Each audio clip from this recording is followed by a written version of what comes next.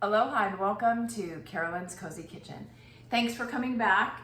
If you were watching our food prep video last time, today we are talking about making chicken enchiladas. So I wanted to show you the things that we prepped that make it so much easier to do and let you know that, you know what, it's super easy to make awesome food and people will enjoy just kind of coming and hanging out, and you can just hang out too. You don't have to be doing all the work. You don't have to be wasting your time away from your guests. You can enjoy it too. So I wanted to kind of give you an idea of how I do it. Like I had said before, if you were at our food prep video, I had already prepped my red onion, my olives, and I shredded my chicken that I got from Costco. And we had talked before about my love for Costco Mexican cheeses. So I have actually this is only half of a Costco chicken, but this is half of the chicken. The other half is still in the refrigerator to use later. This is Mexican cheese. If you know anything about me, I'm not a super measure person. I kind of have grasped it as I go, but if you like cheese, put a lot of cheese. If you don't like a lot of cheese, don't put a lot of cheese. I bought, I like green enchilada sauce. So I bought this Las Palmas green chili sauce, and this one is a picante or a hot one. Don't tell my mom because she's not a hot fan, but we're gonna pass it off. Anyway, so what I do is I actually use the big can just because you can always save it for a little bit later or use it for other things like eggs in the morning or things like that. So my goal for all of us is buy in bulk or bigger sizes so that you can plan better and make different kinds of food that will benefit you. Anyway, so Las Palmas enchilada sauce, green enchilada sauce. What I do is I just open it. I have a rock pan here, and I just put it in the bottom because a lot of people actually fry their tortillas before they make enchiladas, but I actually don't do that, only because I try to stay away from, we have enough fat in our diet, and I prefer cheese over fat, so just a thought.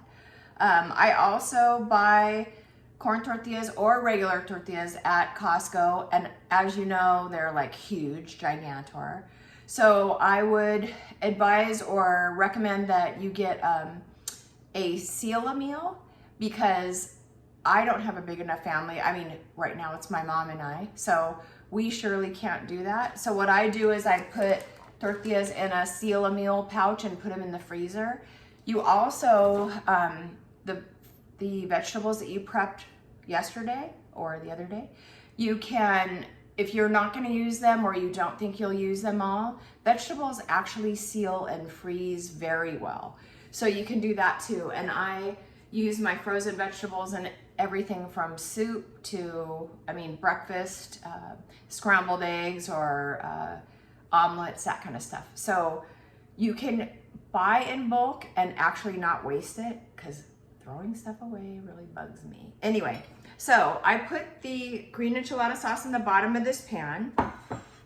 I actually heated the corn tortillas just so they're a little bit more flexible because you really don't want them to break apart. Not that it changes the flavor of it if it does do that, so don't be too hard on yourself.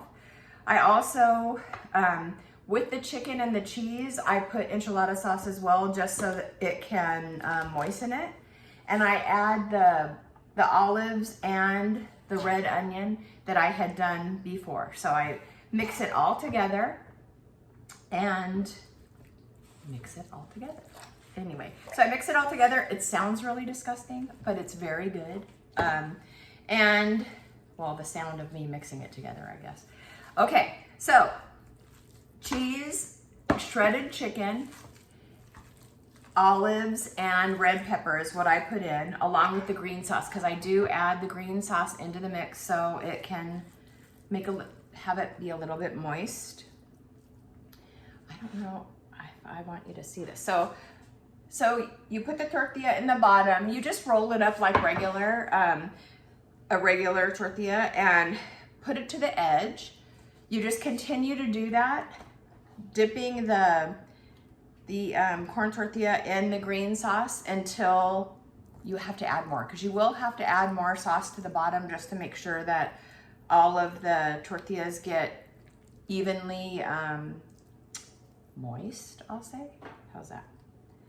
So you do that. I'm gonna put more of it in here. And usually, because there's not a lot of us at the house, I usually make a small pan. I don't do a 9x13 pan, but you could do that too.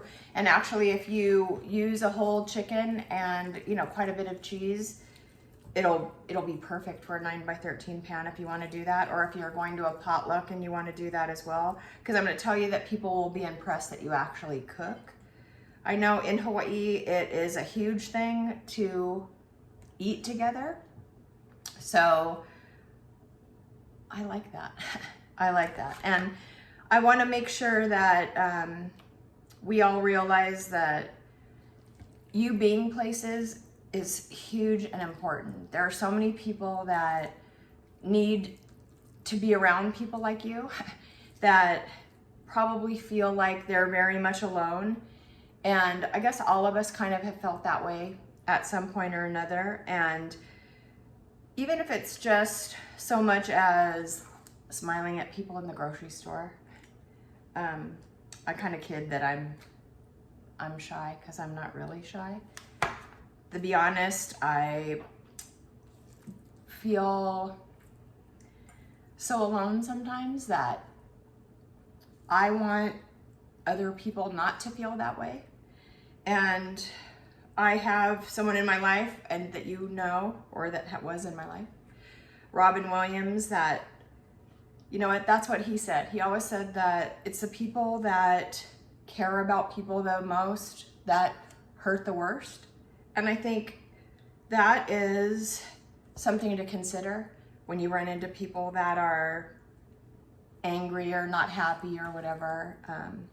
Maybe it's just you and the power of your smile, or the power of your hug, or the chicken enchiladas that you bring to a potluck that could make someone go, oh, you know what?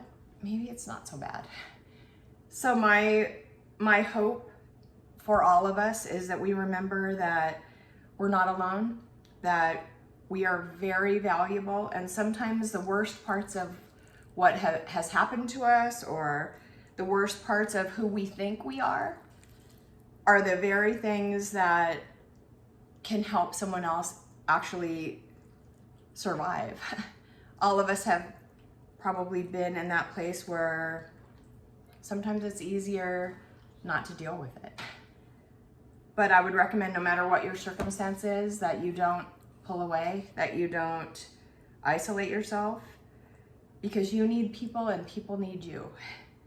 So I want you to remember that. Excuse me as I wash my hands, because I have to remember that too. And I love people and I enjoy being around people, so I'm welcoming you into my kitchen because I need you. So this is the enchiladas. So I just rolled them up. There are 7 of them in here. You can put as many as you can, but I actually just kind of smashed them together.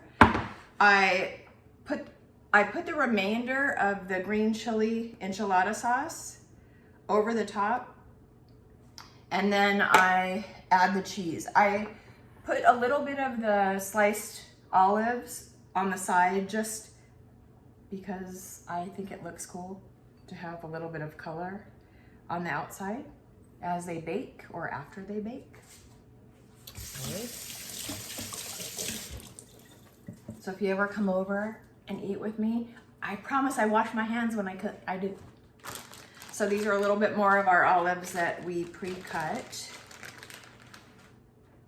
And this, that quick. getting the ingredients out of the refrigerator, preheating the oven, and voila, chicken enchiladas. I bake them for about 30 minutes in the oven because generally everything's cooked. So 30 minutes in the oven, and you know what? People will be impressed and you'll eat real good. And I don't know, it's a good thing. So you know what? Thanks for coming to Carolyn's Cozy Kitchen.